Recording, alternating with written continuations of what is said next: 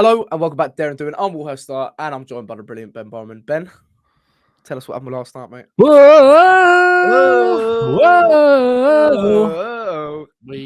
We went 2 for 2 in the European Elite competition.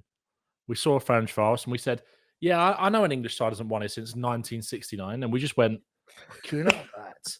Pat Matassar, have that. Nearly Timo Werner.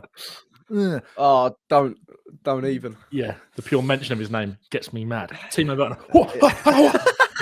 Sammy, that's really But Brennan Johnson. I know, Brennan Johnson. Mate, it was an interesting game, wasn't it? I think we were. I don't actually think we played that well, but we just did the job away from them. They're hard games, didn't we? But exactly. The important thing was sort of like integrating the. I was going to say the young meat into the team.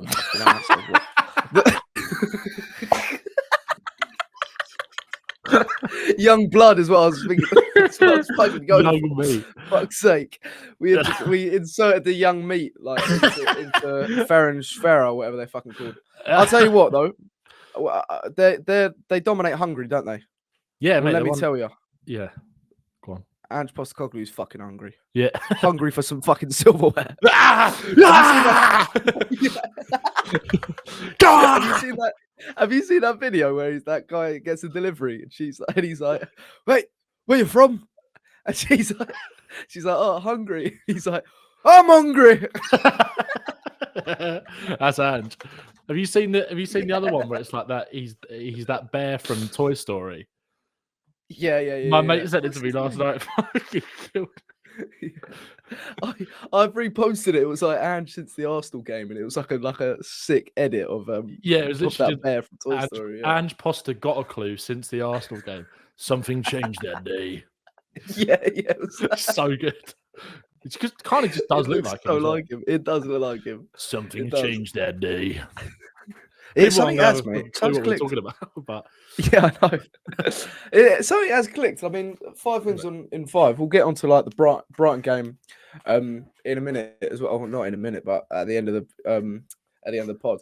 But how did you rate our performance last night? Because within the first 10 minutes, should have been 1-0 down, shouldn't we? Yeah. we got away with that one big time. Are you talking about the disallowed goal? Yeah. I mean, I'm still trying to work out how that actually was offside, but I mean, he obviously was. Mate. But then I'm really confused. This might just be me exposing, like, me not knowing what the rules are. But Romero's leg was definitely. It looked like he was in front of him. I was quite surprised. Like, I just didn't really. And do you know what? It's probably a good place to talk about the commentary, to be honest, because they were talking about the fact that, it must be because he's interfering with the goalkeeper. And we were all sitting at home looking at that going, no, that you can't be, because you're in the box when a cross comes in, you can't be interfering with the goalkeeper and standing his line of vision. It was like, that go on, sorry, mate. There's something about Glenn Oddle and whoever the fuck was commentating last night. Sam Matface. They absolutely slapped on mute. Oh my word, yeah. The mute button was straight on as soon as they were like within 5 minutes. It was so clear that they kind of wanted us to capitulate, didn't they? Yeah. But anyway, carry on. I'll cut you off. No, I was ready to throw my TV remote because it was just like it was so jarring because of the fact that the first like 10 minutes of the game they were like 10 seconds behind, so it's bad enough listening to them, and then listening to them moan about Spurs, but 10 seconds delayed of what was actually happening. Yeah. Glenn Hoddle, like I was at the Carabao game, and obviously so are you, but I saw there was apparently Crouch and Hoddle after the game who were doing the punditry, were doing a lot of moaning about then saying about how naive Spurs are and the defending and all this kind of stuff, and it was just a load of rubbish. Like, yeah, we were fortunate in those first 10-20 minutes. They were better than us. We looked a little bit shaky at the back. We definitely did. But we made a few changes. You've got an 18-year-old kid playing at centre-half who doesn't really play there. Played every single place but his actual position, really, since he's been at Spurs. Ben Davies in the team. And, like, these aren't mugs. Like, these aren't mugs. Last night, Spurs were the first team to win there. The first English side to win there since 1969. And Archie Gray... It's not important. I don't know. We were the first English side to play them there since 1960. Yeah. No, they have played a few. I think they beat like Bayer Leverkusen there a couple of years ago as well. Like, they obviously aren't mugs. Really? Like, they're good home They were record. decent. Yeah. They were decent. They've got a couple of. It was a bit like Carabag. I was looking at them thinking, they've got a couple of little players here. A couple of little players. Yeah. But no, we should have been 1-0 down. The goal was unfortunate for them. I mean, it was obviously the right decision in the end, but it was unfortunate for them, obviously. And we looked a little bit shaky, and they had the better of it. But they're the home team. They're in form. We're going into their house effectively, and our away record in Europe has been absolutely shocking over the last few years in the Champions League and Europa League. So I was quite satisfied with the fact that we still won there, not playing as well as we can do, even though I thought we showed some really bright moments, especially with some of the youngsters, and still went and won. Because I don't see in years gone by, I don't really see us winning that game.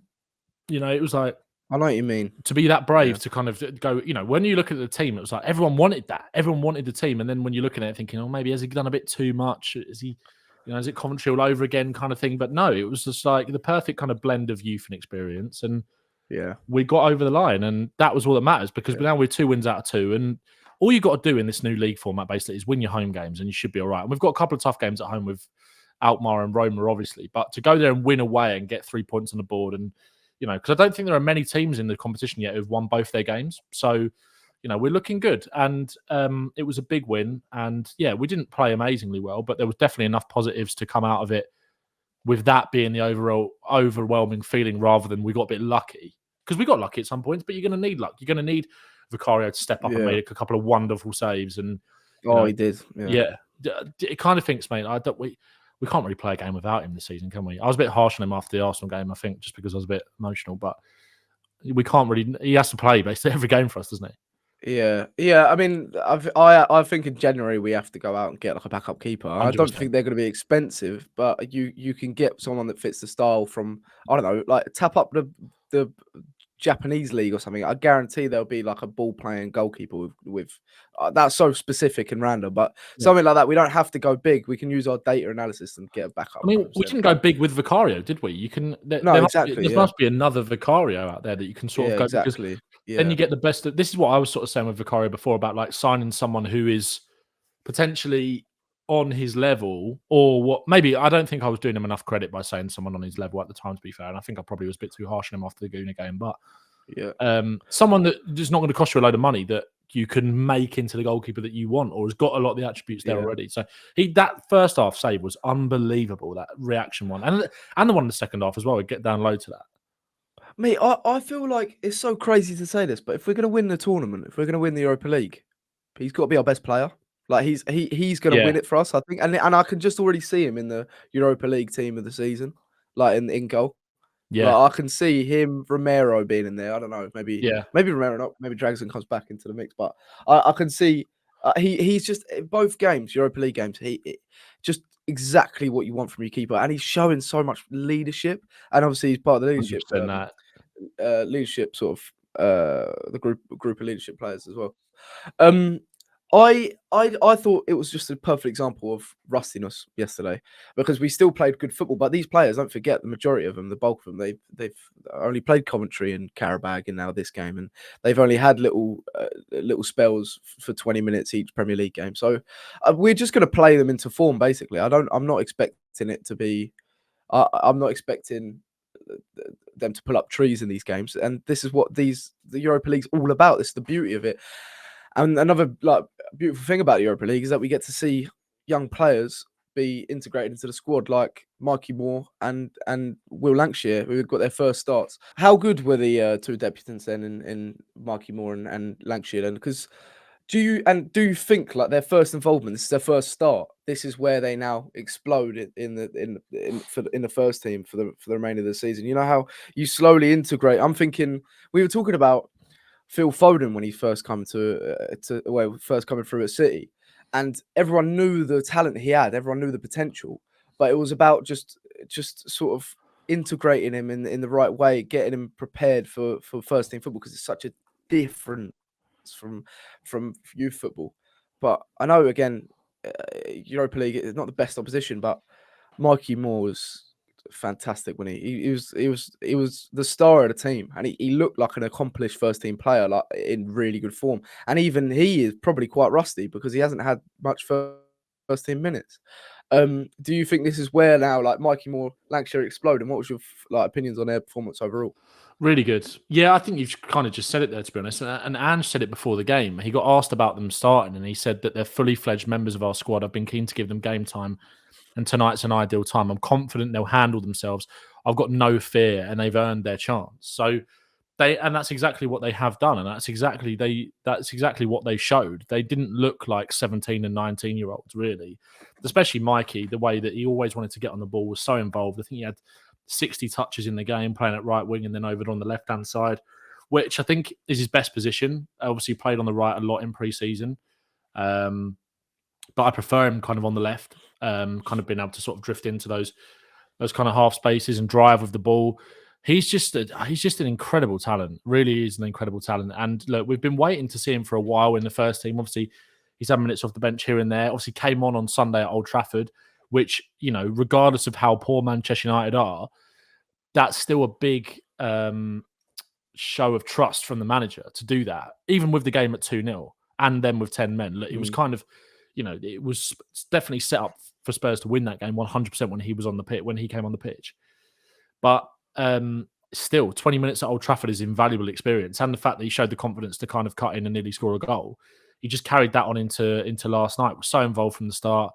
I thought he linked up really nicely with Porro. I think Porro was great in the game, to be honest. I think Porro's getting a lot of love today, and I think it's actually so deserved and justified, really, because a lot of people are saying that he's probably been our most consistent player of the Postecoglou era, really, isn't it? Him and probably Van der Ven as well, to be honest. But I feel like Porro, because of the lack of serious competition in that position for a while and the levels that he was showing, and obviously the fact that we weren't in Europe last year, he's probably played in every single game we've had under Ange. I can't think of many games where he's not played other than maybe Coventry or maybe the Fulham game in the League Cup last year. And he doesn't get injured. You know, he's just always there. And I think he was perfect for Mikey down that right-hand side. Just to have a bit of someone there, just a bit of experience and someone that they could just trust each other. Composure as well. Composure, massive in those kind of games, especially where you go away from home and you should be 1-0 down, like you said, in the first 10, 20 minutes of the game and looking a little bit sloppy. The game really changed after 20 minutes and we just got a foot on it and controlled the game. And again, I sort of spoke about it earlier, that blend of youth and experience. We saw that in the midfield as well with Bergvall and Sarr. I thought Basuma was great yesterday in that aspect as well. But with Mikey, it's just that, like, he just glides across the pitch. There's something quite just beautiful about the way that he picks up the ball and just floats with it. So confident take on his man.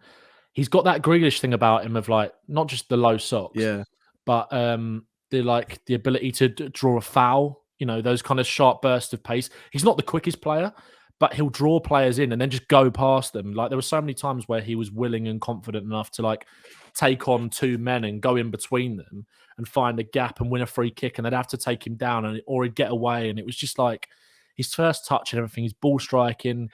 He had that shot from the edge of the box. I think it was off the back of a corner maybe that came out to him.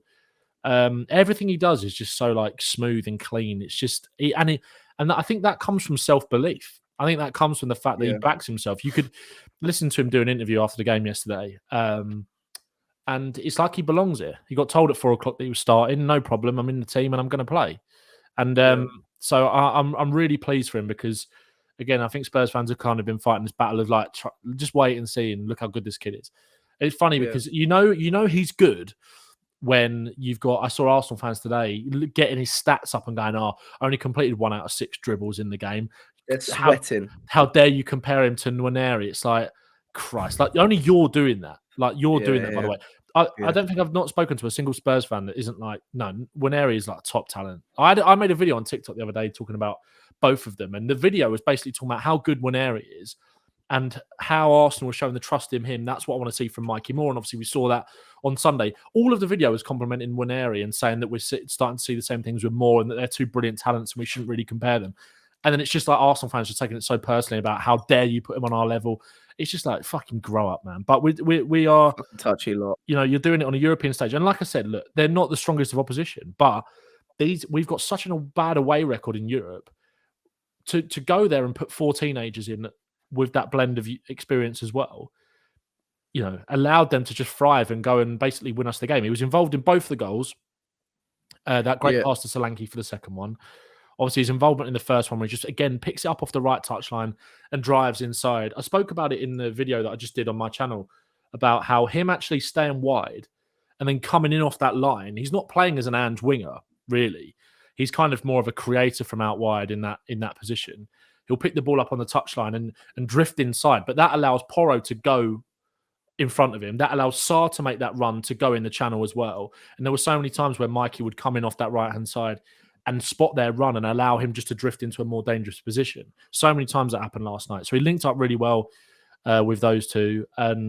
But he was just great. And again, robbed of an assist, really, from Timo Werner. And that just kind of would have put the icing on the cake of what was a really, really exciting performance. And Will Lancashire as well, again, it's just looks ready. It does look ready. And I think when you look at the other strikers that we've got at the club who aren't here at the moment on loan, like L.A. Valiz and obviously Dane Scarlett as well. I just looked at Lancashire last night. And again, like I said, strength of the opposition, but also caveating that with the fact that it's not an easy place to go in our bad away record in Europe. It was a tough task for him to go and lead the line for Spurs. It's not easy. And he did really well. He grew into the game. Could have had a couple of goals. That chance in the second half and the header in the first half that he just didn't quite get right. Was a nuisance. He's so big, by the way. He's so strong. And I think what's going to be, when you look at him, obviously he's a couple of years older than Mikey. When you look at Lancashire, and obviously they're not going to be similar builds. Mikey's not going to be as tall as what Will is now, but Lancashire is starting to get to the point where he's almost in the final form of his body and his physical development. Mikey's still got a couple of years to sort of grow into and get stronger. So to think about what Mikey's going to be like in a couple of years, but I thought Will Lancashire was great, really good for a debut. Like I said, I look at him compared to some of the other strikers, and I just think there's something about him that's different and better. There's a belonging to men's football, belonging to the confidence. Because I think Valiz is he's too erratic at the moment. Yeah. I think he's too. It's almost like he's too desperate to perform and what Lancashire and Moore have shown is just composure and they're just assured, aren't they? Well, a lot of youth players come through and they're so erratic that you can see their raw talent and their raw potential, and they need to just be sort of like nurtured, don't they? But what Moore and specifically Moore, but Lancashire also have is just they're just assured in everything they're doing. They're a step ahead, aren't they? They know what they're going to do, and they'll try and they'll bring on. They both just look like they love playing football. Yeah, do you know what I mean? Yeah. They just 100%. And they're so positive, direct, and Lancashire's such a handful. How old is Lancashire? Like 20? 19. 19. Such a handful, and he's only going to get better and better and more physical. He's going to be a monster by the time think about when he's 24, 25. He's going to be an absolute monster. And then Mikey Moore is just talents like this don't come around often. So it's so much to get excited about. Just Billy Price. Yeah, just enjoy. Billy Price, he had a question. He said, Mikey Moore is 17 years old and 54 days. Do you think he can score his first Prem goal before Cesc Fabregas did, who was 17 years and 113 days? 59 days from now is the 2nd of December. So before the 2nd of December. This question was based off Ange's quotes last night that not many players have played in the Premier League at the age of 17. Yeah. I think he can. Mikey Moore, youngest Premier League player to ever score. I don't think that's not true. I don't think that's true, though. Sorry. I think what Billy's saying is true, but I don't think Cesc Fabregas isn't the youngest goal scorer in the Prem. Oh, okay. But could he beat? He could definitely do that. Yeah. 100%. He could definitely do that. Yeah, I think so. When you look at who 2nd of December, we'll be playing a lot more, especially with like Son Odebear injured. Yeah, James Vaughan, 16 years, 270 days was the youngest for Everton. Who the fuck is that guy? Knows no Mikey Moore, that's for sure. So the last game he could do it in, Sunday the 1st of December, Tottenham at home to Fulham. That's a Mikey Moore brace written all over it. Yeah, exactly. Solly, just rest up, mate. Don't need to come back. But where do you when you was watching him last night? Like, where do you see like his what would you describe, or what would you see as like his best position? Do you think? Do you know what? I was going to ask you the same thing. It's interesting with like what, because he could definitely be a touchline winger, but he looks like he wants to be a little bit more involved. And I actually think we could mould him into. I was having a discussion with Jack, who watched Jack Enoch out. I can't remember his second name. What? Doyle. Jack Yeah, Doyle. that's it. Yeah, I was chatting to him on Twitter, and we were talking about how good Kulusevski. Yeah, we were talking about how good Kulusevski was, like how good he is in general, and how that he's such a rare breed of player. How many players can play the role he's playing in? Probably Bernardo Silva. Generally, under 5% of footballers can play the role he plays to the level he plays it. I generally think Mikey Moore could grow into that role. And if he's taught how to defend, how to press like Kulusevski, and to get stuck in, which he's capable of doing, he's got that grit to him. He could play it to a really high level. We could mould him into that Kulusevski role, because he loves the half spaces. He loves coming inside. He loves driving with the ball. Everything that Kulusevski feeds on, he loves doing as well, and you can see the potential there. But I mean, the mad thing was he's playing on the right for the majority of the game. He's playing on, and when you think of Mikey Moore, he's what an inside left winger, maybe. Yeah, So he's comfortable all across the front line. Like, he's just so good. And that's his debut. He's doing that. Fucking ridiculous. Well, where do you see him then? I think probably similar, but I think when you look at the fact that say hypothetically in 5 years' time, right, Mikey Moore's going to be 22, just turned 22. He'll be in 5 years. You're looking at 5 years' time, and you're looking at like James Maddison, for example. Maddison will be 33, 32, 33. I see Moore as kind of the long term in that position. I think is that not as deep as Maddison's playing right now, but on the kind of left hand side of a free midfield as the number 10, picking the ball up, driving into the half spaces. Especially if, in 5 years, and you're still the manager, and you've got a doggy inverting, more starting from a bit wider, or a doggy kind of going round and overlapping him, more driving inside from that position, or on the left-hand side as a left winger anyway. I do prefer him, I think, on the left. I think the way that, which again is kind of testament to how well he's playing on the right-hand side, but it's not really a position that he was particularly familiar with, but he just wants to play. Obviously, he did it a lot in pre-season and look good from there. Don't get me wrong, and he will be good from there. He's the sort of player that could play anywhere across that front line, if we're being honest. Maybe just other than a number 9, but I think his finishing ability from what you've seen in the under-18s, he probably could be that in the future as well. It's just just how he develops physically. But when you look at, like I said, how and you sort of alluded to it as well, just then with the Kulusevski comparison, how robust he is in the challenge. Like, he rides tackles really well. That's why I kind of compared him to Grealish. Yeah, and it's not just the low socks, and it's not just that arrogance and that sort of confidence, but I do see a bit of that in him. It's just that sort of way he floats and the way he just slows the game down and then goes. It's just he's got that real sharp kind of, again, it's not really acceleration. I suppose it is acceleration, but he's not the quickest. But it's just like his ability to lure you in and then go bang and then go past you. Grealish has got that explosiveness, so could see him. I think just in that left hand side somewhere, whether it's as a 10 or as a winger, I think that's where I see him the best. I think he could blossom into the when Grealish played for Lee Carsley's England against Ireland, that number 8 position, God, yeah. He could blossom in that, and I see a little bit of similarities, a tiny bit.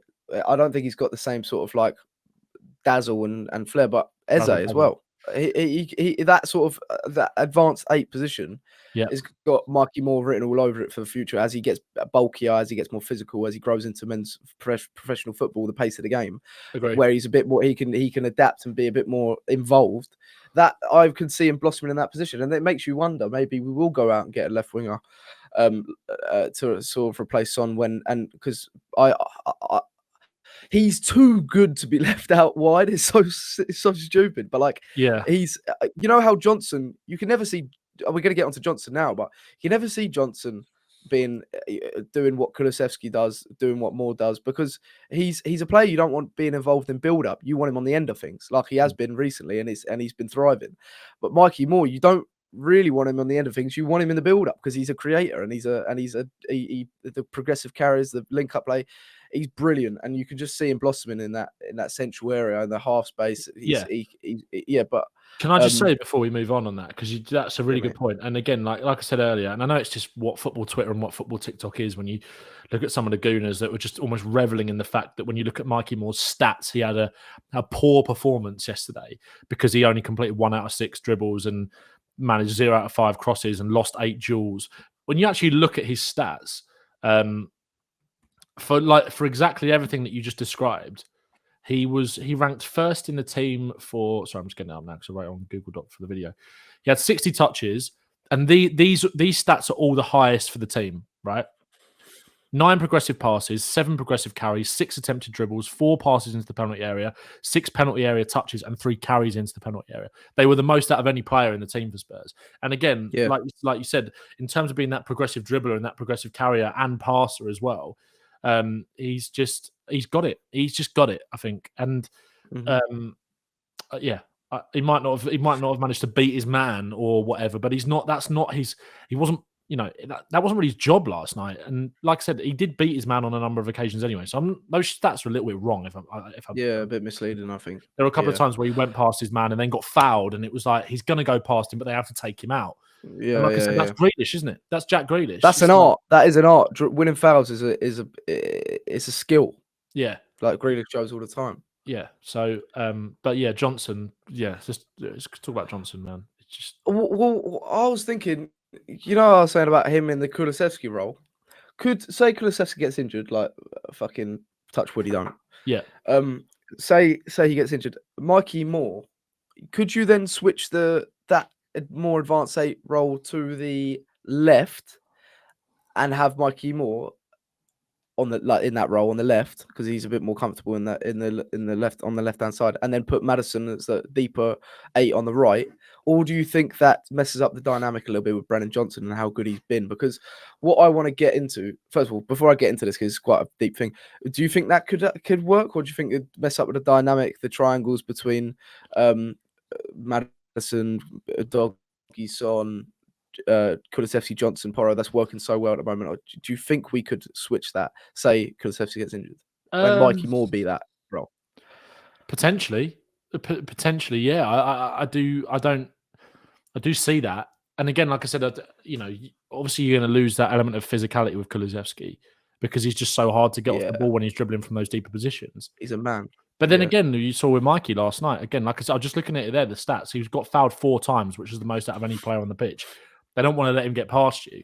He's got that ability to draw fouls and win free kicks and get. But the thing is with Kulusevski, it's almost like they can't foul him because they know they're not going to. They know they don't have a chance of winning that battle. So they kind of just let him go once he's got past the first man. But yeah, potentially, I do see that, because I think it's hard, isn't it? Because like as you sort of said, and Lily White Lab did a really good thread on this about Kulusevski and Johnson, how Kulusevski has just helped Johnson's game just go to another level and just allowed him to. What you say about his game going to another level, but it's just about that real lack of involvement in the build-up is massively suiting him, because it just allows him to do what he does best in attack space. So potentially, I don't see why Mikey couldn't be a good replacement for that, because I do think when you bring Sarr into that team, I love Sarr, I love Sarr, but I do think the problem with that right hand side is that you've got 2 players in Sarr and Johnson that just want to run vertically, just want to run in straight lines. And it puts more onus on Johnson in the build-up to create something, because Sarr's not that kind of player. But last night, like I said earlier, when you had a winger on the right that wants to drift inside and be that more of a creator from out wide, it allows Sarr to do what he does best and make those runs off the ball in those channels in a straight line. Whereas like that's the space that him and Johnson both want to be if they're in the team. So it's I see what you're saying. I do see that potentially working.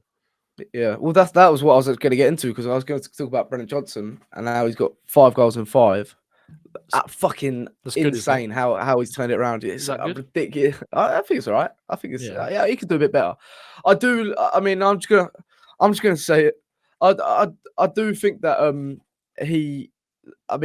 certain people are afraid to give him the praise he deserves now. Like when you're there to beat him up, like when he's down. But you're not going to be there with certain people who delete their Twitter because things are starting to be positive around Spurs for once. So I mean, fucking idiots. They'll be But back. They'll be back. yeah, they'll be back as soon as we fucking lose, and it's typical. They're not fucking fans, are they? But Brennan Johnson, 5-5. His form's turned around. He's fucking unreal at the moment. And let's hope he can carry it on, and let's hope he keeps playing with a smile on his face. But that was the thing. Like he's now matched his goal tally from last season. Yeah, and I want to talk about like the idea that Kulusevski in that right attacking 8 has helped unlock it, because I was going to mention the Lily White Lab thread on it, and also the fact that this was sort of like you just mentioned with Sarr and Johnson. I think it was Windy from the Extra Inch and Harry Brooks talking about it, how they both sort of run vertically. That's what you said, isn't it? That's what they were saying. Yeah. And how that dynamic, that balance isn't quite there. But with Kulusevski coming in, like you what's that Moneyball quote where it's like we're not going to replace this person, but we're going to create them in the deficit. Oh, what is it? I can't remember. But God, yeah. Well, we were crying out for a 1v1 dribbler, but we've created one with Kulusevski and Johnson. Yeah, it's so stupid, but because they can go either way, and because Johnson's so good. What's Johnson best at? Driving to the byline. What's Kulusevski best at? Cutting on his left, Iron Robin-esque, yeah. Yeah. Now you like as a fullback, you don't know what the fuck to do when you got both of them running at you, and they just know each other's game in and out. It's amazing. And do you remember the predicament like we had last year when we'd forced Johnson to the left because we wanted to have Kulusevski and play him into form on the right, and the balance just wasn't there. Now we've just suddenly found, because I remember looking at the Villa highlights. I don't know why, but I was looking at the Villa highlights. We had Maddison, Kulusevski, Son, and Johnson as our front four. Yeah. Now we've got the same plus Solanke. We've now got like a front five almost like that. But I don't know. It just works so much better. And do you think though he could have found this form, Johnson, if we kept Sarr in the number 8, and without this sort of tactical tweak? Not to this. No, you think it's primarily due to Kulusevski? I think so, because it's one of those things where it's not even that. I don't think Kulusevski's got 1 goal and 1 assist in the Prem so far, and from what I think, that assist wasn't for Johnson. So it's not like it's not like without Kulusevski, Johnson doesn't get those goals in terms of Kulusevski that feeds him. It's not always that. But like you said, it's just that thing of just like that right-hand side dynamic has just completely changed for Tottenham. And when you play Kulusevski on the right, the best dynamic is Sarr and Porro, like as that 3, because again, Kulusevski drifting inside allows Sarr to do what he does and run, you know. Yeah. And again, that Villa game, that right-hand side, I thought Kulusevski was excellent in that Villa game. And the reason we kind of won that was because of our pressing and intensity, like we spoke about before. But a lot of it came down that right-hand side. And obviously, Johnson got a goal coming in from the left. But that was down to us winning the ball back. So I think you're kind of right to sort of point that out. You've added another incredible presser to that front line in Solanke, someone that is also, his presence is going to benefit Johnson. Son playing more as an inside forward, although Son didn't play in the last game against Manchester United, but Werner did. Someone to drive in from the left-hand side is going to help Johnson again to open up that space. Like you saw the goal, I think, yesterday. It was Gray kind of coming in from the inverted fullback position on the left. I actually think this is a completely separate point, to be honest. I'll come back to that in a sec, actually. But Kulusevski, it's just like you said. I think when he's running at defences, it's just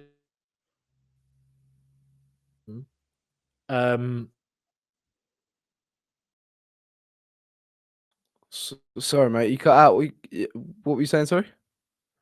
When he's running at defences.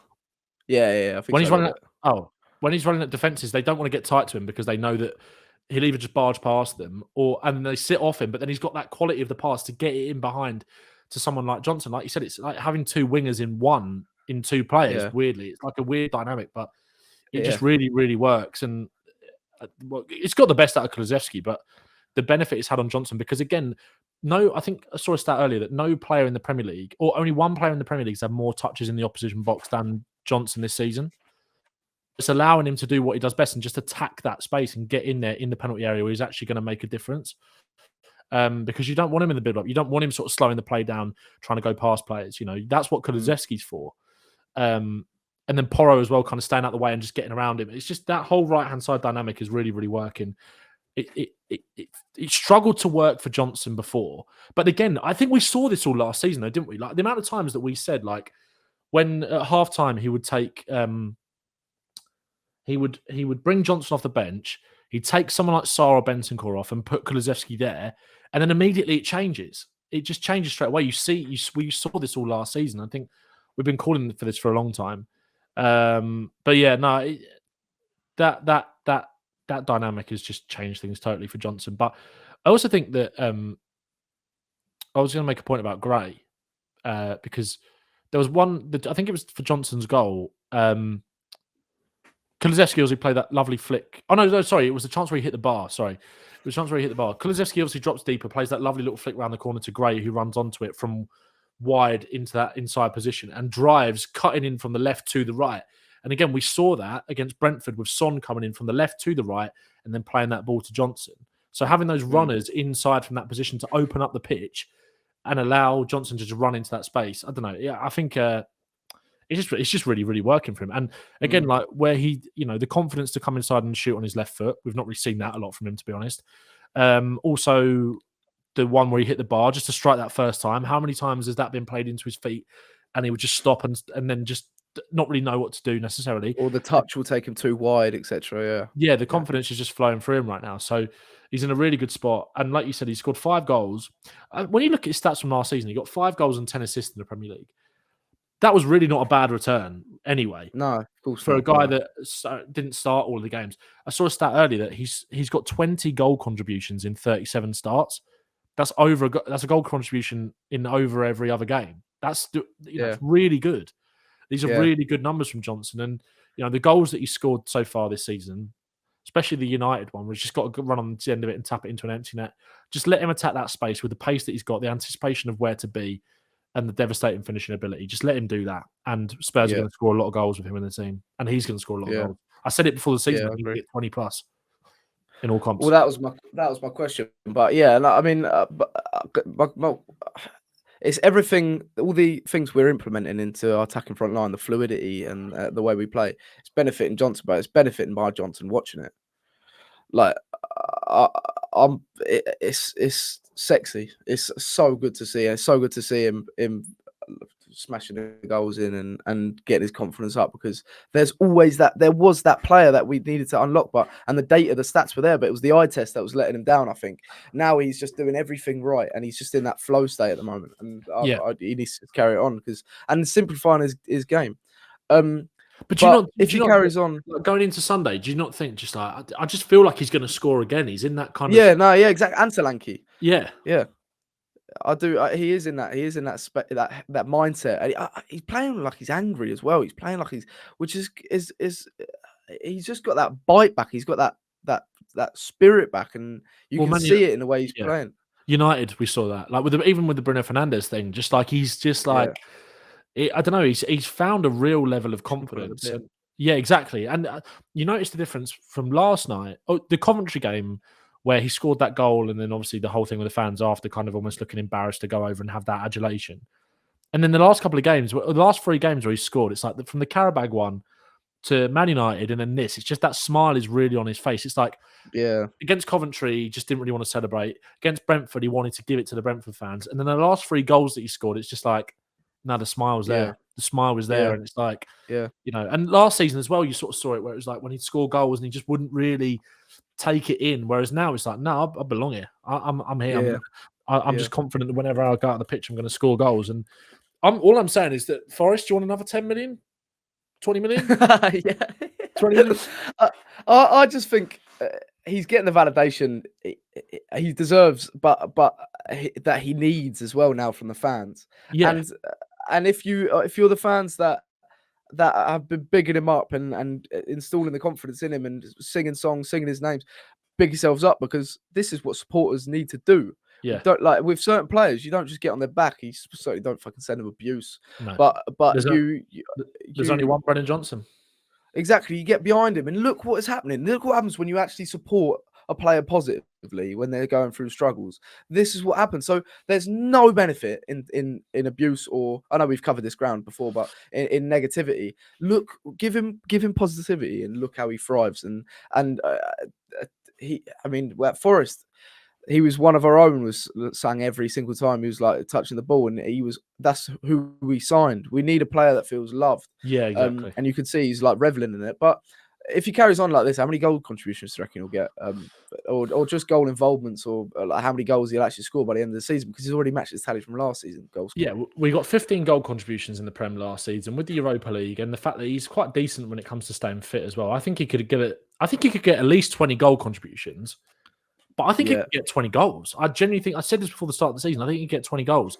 And then that puts him in and look, I'm not comparing him to fucking Saka or whatever, right? But that puts him in that level of winger that's going to get 20 goal contributions, 25 goal contributions. It's like, and then you're talking about, then the whole thing about him being worth £50 million just then totally flips on its head, doesn't it?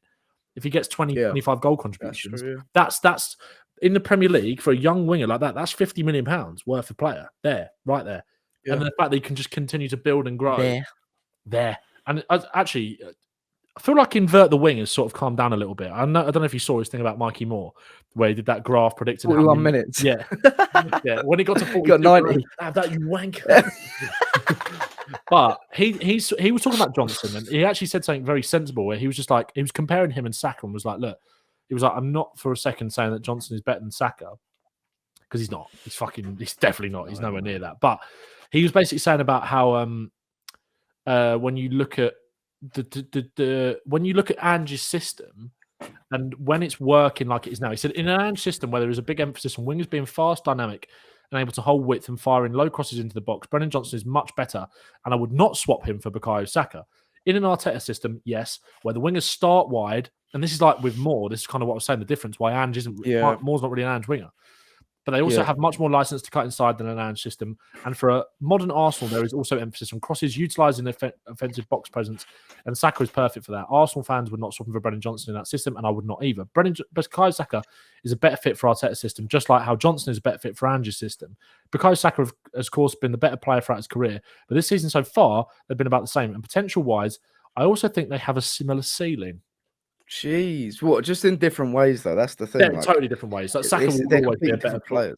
Exactly, Saka will always be a better player than Johnson. But it's just like Johnson in terms of what he's being asked to do in this system. I don't think.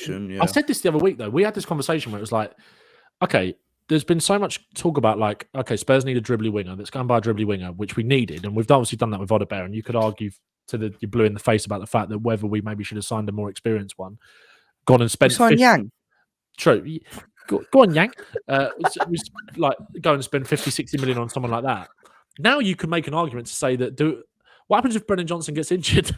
Because it's now you're like, who's going to be that winger that attacks on that right hand side that is as efficient in terms of attacking space as him? The dynamic of the team shifts and changes. So do you need to go out and find another Johnson now? And Buemo. I think they're very different, but Buemo I think will be quality for Spurs. Like he would do the same thing of freed up space, and he'll finish it. I see Buemo kind of as a hybrid of. This might sound mad, but no, actually no. Of Brennan Johnson and Kulusevski, mainly because he's left-footed, and also like I think he's I think he can be creative like Kulusevski can. Yeah. He's not like him physically at all. And he's more sharp and he's more probably dynamic than. Well, I say sharp's not the right word there to be honest, because Kulusevski is probably one of the sharpest players in the league at the moment, but. I see him as like a creator and a finisher as well, but I think again in terms of attacking space, definitely. And Buemo would be a great signing for Spurs. Like genuinely would be a really good signing, I think. Yeah, he'll replace Salah at Liverpool, I think, at the end of the season, and people will be like, "Fucking hell, what a signing!" And then he's another one where no one really talks about him, but his goal contributions are there. And if we're looking at data and just pure goal involvements to boost our attacking front line. He'd be brilliant competition for Brennan Johnson, I think. Yeah, I agree. Semenyo? Yeah, there's been talk about Semenyo.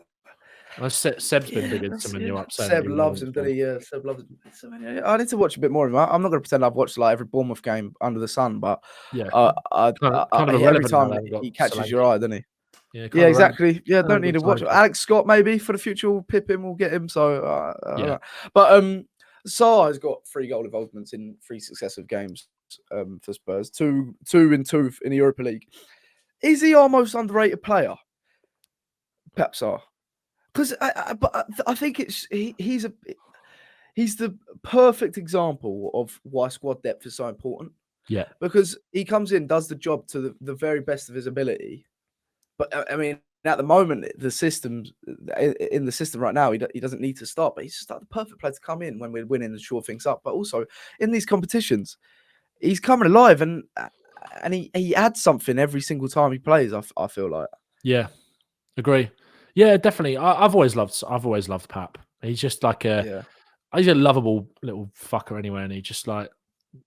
But I think he is he's underrated. And again, he's one that I've probably been a bit critical of at times, and yeah, me too. Maybe sort of thought that maybe technically is he quite at that level, but yeah, no, and again, like I think it's all about squad. It's all about dynamics, isn't it? When it comes to the first team, and I think Spurs have landed on what is the best right now to score the most amount of goals and win games in terms of what we're doing with Kulusevski replacing him in that position. But long old season. There was a long old season, and I think there is not many better players that you'd want coming off the bench in terms of the energy and the legs they're going to give you in the league than Pap, and also in the Europa League from the start. And again, like I said, you're not going to be starting Kulusevski and Johnson in those games. So having, I said this earlier, but I said this in the video as well. I think Porro, Moore, and Sarr in the Europa League is a lovely little dynamic down that right hand side if Johnson's not going to play, because I think he gets the best out of a lot of them. Of all of them, it gets a lot out of all of them. But yeah, he's just again. I think his quality has improved as well. Like you saw him sort of having those little shots from outside the box, and has a bit more license to be a bit. I thought, I know it's taking it away from Sarr a bit. I thought Basuma was great last night. I was a bit critical of him after Karabag because I think he did a lot of the same stuff that he did against Karabag in terms of breaking up the play and stopping them from attacking and just winning duels and being strong and like being, because Basuma, that thing for me, we've spoken about this with Basuma so many times, but I just want him on that pitch to go out and be like, I'm the fucking best player here. Like I'm too good. Like, I'm good, you know. And he did that last night, but it was just like, he didn't go and lose the ball once he won it back. He would just play it and then would go. He was brilliant. And he just sort of sat that little bit deeper than Bentancur's been sitting and deeper than Basuma had probably been sitting before that. And just let Bergvall and let Sarr just, you go. I'm going to sit here. You just go. So I thought he was really great. And that kind of just unlocked a bit of Sarr as well. But yeah, you'd kill to it. I think every squad in the Premier League, when you look at the squad building that Spurs are putting together, and there's been so much of an emphasis on that over the last few years in the Prem. Aston Villa, look at the squad that they're kind of building. Every squad would love a Pat Matasar, 100%. Like, exactly, 100%. He's just legs, fucking. He has got good technical quality, although I have questioned that at times. And desire, legs and desire. You just do, like, you need that, and he's great. It's interesting what you said about Basuma and Bentancur comes into this as well, because no one's talking about the sixth position anymore. No, at the end of the season, it was all about how we need number 6, and I think it's because we keep the ball better. We make use of the ball better when we're in it. Because of the Solanke, how silky he is on the ball, and our press has been not better. that as involved in the game. Yeah, our pressing's been better. When we lose the ball, we bite down. Kulusevski, Maddison, we keep the ball so much better. So that emphasis on, oh my God, we need a destroyer for every single transition that is sprung upon us through us carelessly losing the ball. That's not really there that much at the moment. So, and Basuma and Bentancur, they're both, it's like, who the fuck do you start? Because they're both being unbelievable, but they're both rivaling for that position. But my question for you, mate, is about Gray and Bowman. They sort of come as like a pair, so I'll talk about them in a pair. Like, I don't know why, but it's because they're similar age. They are like bros, in the same summer. Yeah, they are. Yeah, a couple of little twinks. But what are your thoughts on Gray and Bergvall at the moment, like so far this season? Because I feel really bad for Bergvall. I think he's just I think he just looks a bit rusty. He just needs match sharpness, and also he's come from such an alien league compared to English football. The ability's there. I have no doubts about him. But Gray is taken to the first team a lot easier than both of it seems, I think. Yeah, that's definitely fair. Definitely fair.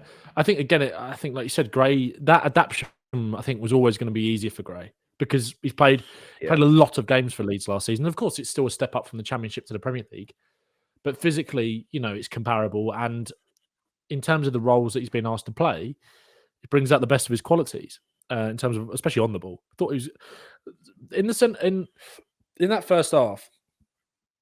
Yes, that centre back. I wouldn't even say he struggled. I don't think he did. I just think we were just under the pump for a little bit. And naturally, you're going to look at that defence and think, oh, they've not actually been that great. But I thought him and Romero individually were actually fine last night at centre back. But when he moved to left back, when you see him stride out like he did, and a couple of little nice flicks to get out of trouble when they were pressing us, and just that ability to drive forward. There was a couple of driving runs that he put in, and it's why I don't worry about Destiny Udogie is a fantastic footballer, and thankfully he's back for Brighton on Sunday, which is really good. But when you saw Spence come on Sunday, and then when you saw Gray play at left back last night, I'm actually not worried about that position if Udogie gets injured, really, because you've got two players there that just love to drive with the ball, and that's what Udogie's best trait is, really. Gray's brilliant, man. He's so calm. Just doesn't, again, 18 years old, just doesn't look it. Just doesn't. Looks like a baby, though. I mean, looks like a baby. Just doesn't. Baby face. On the ball, he's our Camavinga, isn't he? Little bit. And do you know what I said? And again, this is not as flattering comparison as Camavinga, but I said it at the start of the season. Remember when Eric Dyer first came to Spurs and he was kind of the utility man for the first couple of years, and no, you're going to play it right back, and then we're going to play you midfield, and then centre back, and kind of got moved around a lot. That will be Archie Gray, because they know that he can do it, and it's I don't think he cares. It's well, okay, play me there, go on. And especially, again, I've said this, how many times have we both said this? It's why Moore is thriving. It's why Langshift played really well. It's why Bergvall, for the most part, is impressed. Although I thought it wasn't his best game at all last night. I think it's the physical thing with him, and that's why Gray has got that over him. Bergvall, don't get me wrong, I think he's got a good engine. I think his off the ball play needs work. He's 18 years old, and I think, again, it's where it's come from a less physically demanding league. That's why Gray has stepped up and looked like that player, and Bergvall. We've seen glimpses with Bergvall, but Gray, every game, it's no, okay, this kid's good. But you're kind of right, they do sort of come as a pair. But Gray right now, again, it's one of those things where if you had to chuck him into the sixth position if Basuma got injured while Bentancur was banned, it'd be there we go. He'd probably be able to do it. We all want to see him there. But no, 40. Again, Leeds want another 10 million. Mate, it's gonna be a bargain in the next 2 years, isn't it? It's in the next 2 years, because we don't need certain positions anymore just because we know he can cover it. Like left back is all of a sudden Spence and Gray filling in. We were oh, fucking hell, do we need a left back? And then obviously Dorrington, Vuskovic, Phillips, they're going to be there for the fourth centre back role, maybe. And you're sort of just thinking again, there was a lot of outcry for that left centre back, which I still think maybe we need. We've mentioned before, we need that sort of Longley loan until they're ready, until they're here. Yeah, not obviously fucking Longley, but someone the Longley loan, like quote unquote, but.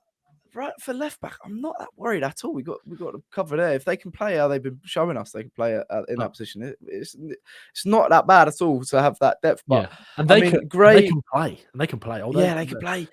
And the thing is, as well, I said it earlier about Gray and Spence, but I actually think having a right-footed player at left back in this system is really not the worst thing in the world at times either. Someone to really pick the ball up on the line and drive in and have the we saw that with like I said earlier, the Johnson chance to hit the bar, and Spence in the second half at United. Obviously, I think Udogie just balances it out a lot better because he can come inside and pick the ball up centrally, and he's just so good at going round the back and allowing Sonny to come inside a bit more. So I think when everybody's fit, obviously. But like I said with Udogie, I'm not worried about losing him really as much anymore. But it's great that he's back on Sunday. Yeah, same with Porro. I know they're integral to the way we play Udogie and Porro, but this is what depth is, isn't it? And we're seeing the benefits of it. But I feel like obviously Bergvall, the problem with him is that, not the problem with him, but where he's unlucky is that he's not as versatile as Grace. He's not going to get as many opportunities. Gray, you can see about 7 opportunities where he can come in and show his class. Bergvall, where Maddison and Kulusevski are playing so well, Bergvall comes in and he's not match sharp and he's not match fit, and the rustiness is even more present. More it's more obvious sort of thing because we're so used to seeing Maddison and Kulusevski just in that flow state. And so I do feel bad for him, but Jack Jackie Nickout.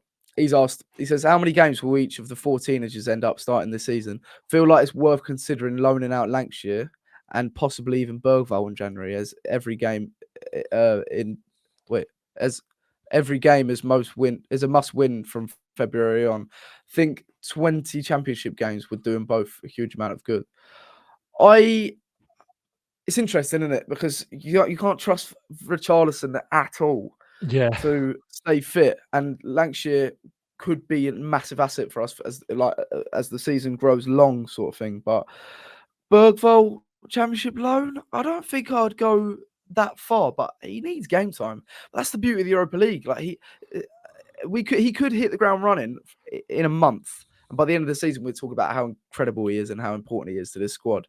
He's just the ability's there. It's just that I think something just has to switch, and then he'll explode and carry that sort of momentum through the season. What do you think? Would you send him out on loan? Yeah, maybe, but again, probably going to need him in the second half of the season at points, aren't we? With the injuries that we're going to get.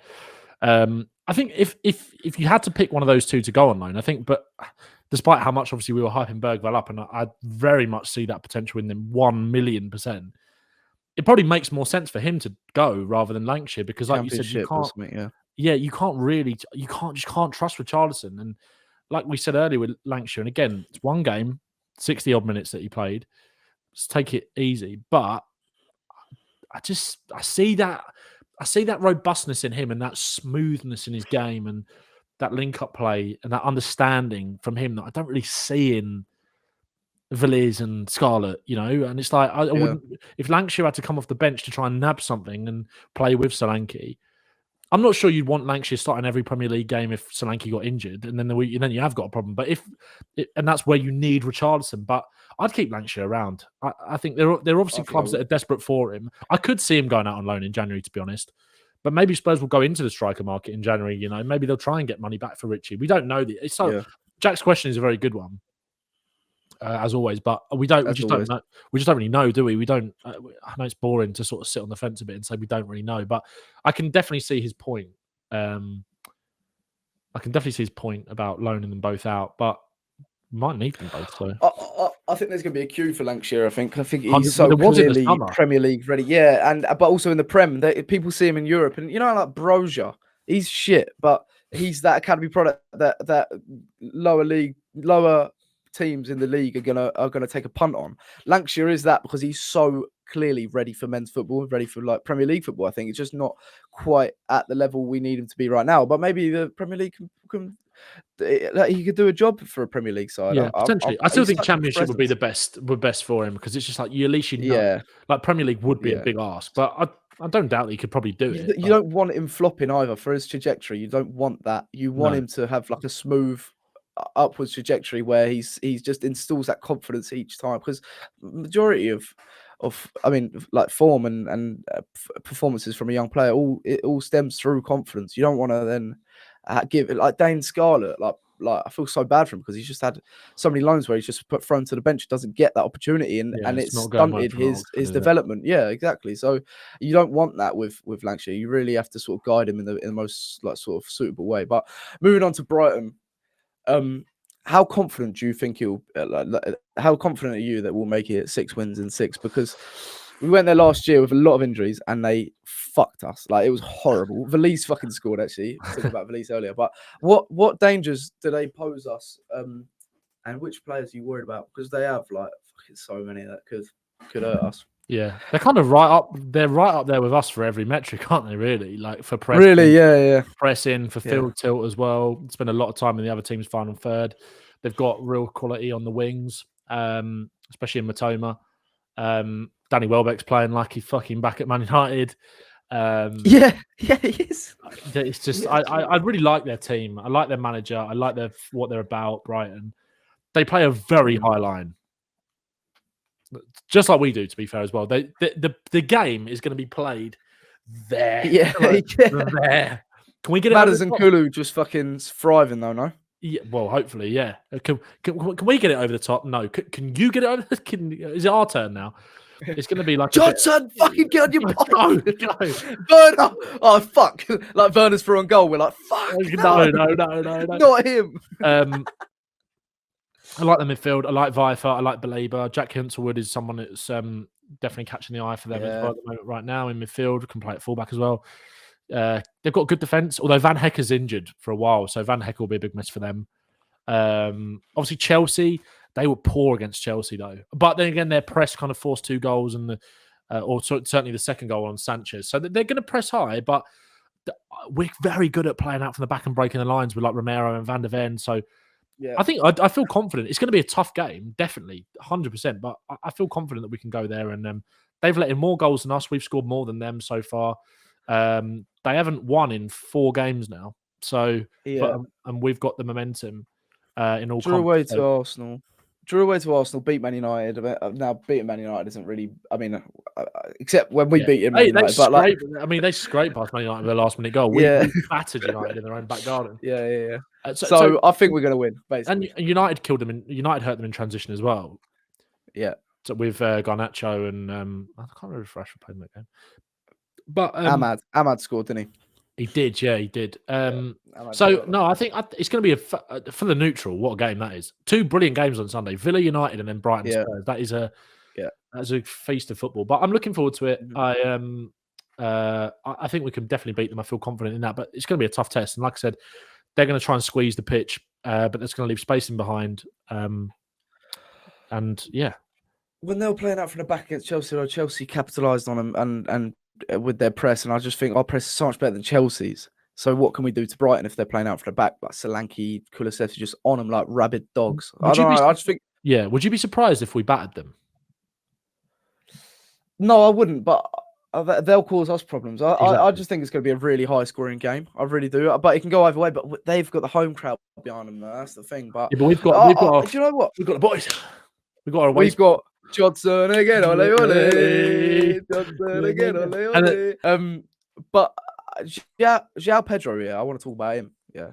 I've been thinking, what player? Someone that you could. Daniel Levy ain't gonna want to fucking hear this. What I'm about to say. So Daniel Levy, if in any universe, like you're listening to this, fucking cover your ears now. But João Pedro, we could, if you, it's a big investment, but he could. I think he's one of the players that could play both the Solanke position and Kulusevski's position. What a play! Yeah, he could. Yeah, I can so see him getting in the pockets out wide, the dribbles, the progressive carries, but also that big game presence. I think, but also he's a prick for when he beat us for the for when he beat us against the last season when they beat us, and he just kept doing like the 1, 2, 3, 4. Like the kill thing, he was fucking annoying. Lo Celso had to go at him, but for someone that would fit the sort of Kulusevski, and he could do a job with Solanke's position, I think. Yeah, I like that. He's a player that could do it, but he'd be about 85 mil. He'd be fucking a lot of money. Yeah. In fact, I don't want him. Could play on the left. Could play on the left as well. He could play on the left. Yeah, he could do. He's got that sort of that flair, isn't he? The Brazilian flair. Yeah, I do like. He'll cause us problems. I think again, he caused us so many problems when we played him. Has he been starting though? I feel like no, he hasn't. And I don't know why he hasn't. Because every time he plays, he's quality. Yeah, because it was it was Ruta last week again. Yeah, it was Ruta last week. Yeah, he's not been playing. Is he injured? No, he's just not been playing. Yeah, interesting. Yeah. Minter as well. They got good players. They got great. They have got some. Mitoma. I keep forgetting about him. Mitoma. How good will he be in there? Lallana. No, Lallana, Southampton, isn't he? Fuck. But yeah, what's your score predictions then? I'm saying fucking 4-3. Barkley's best game of the season so far. You reckon? Yeah. I reckon. I'm going to say it now. I went bold that I said it for ages that we beat United and we go there and batter them. Yeah. I think 4-1 Spurs. Jesus. That's the reverse fix. Like, they did that to us, didn't they? Or was it 4-2? 4-1. 4-2. David scored, didn't he? I think we'll... Or like 2-1. I don't know. I think we'll win. I'm going to say my conservative prediction is that we'll win 2-1. But my bold prediction, I just have a feeling. I don't know. Like, I feel like if we're clicking, they'll give us chances. We've got Dom Solanke. we've got Johnson, we've got Kulusevski, we've got. I think we could we'll score a goal. I think we'll beat them. I think we could beat them for 4-1. Jesus, I fucking hope so. It might not be a 4-1 Imagine another game. weekend, like my and then weekends in a row. And then an international break just with a cigar and just yeah. Oh yeah. You won 6 in a row, I think. 6. Oh, Ten Hag got sacked. Could be no. Come on. Harry Maguire. Come on, the Red Devils against Aston Villa. Come on. Harry Maguire drinks the vodka. I was buzzing when he scored because if Ten Hag gets kept in the job. How funny is it that Johnny Evans, Harry Maguire double substitution has saved his job? It worked. I know. People were saying that was like Ten Hag's trying to lose his job. He was one step ahead. Bro saved it. Yeah, he did. I'm about to piss myself. Well, I've got work as well, but everyone, thanks so much for listening. Thanks for getting the questions. Yeah, thanks for getting the questions in. Don't forget to like, comment, share this with your mates as well. We're so close to 700 subs on YouTube, and I really want to get to 1,000 subs soon. I think it'll be so good to hit that milestone within. I mean, we've been doing this for 6 months now, 7 months. Yeah. But yeah, don't forget to subscribe, like. But we love the support. It's overwhelming every single week. I will show my support. Legends. I'll watching. Show my support. Everyone, legends. Up the Spurs against Brighton. Coys.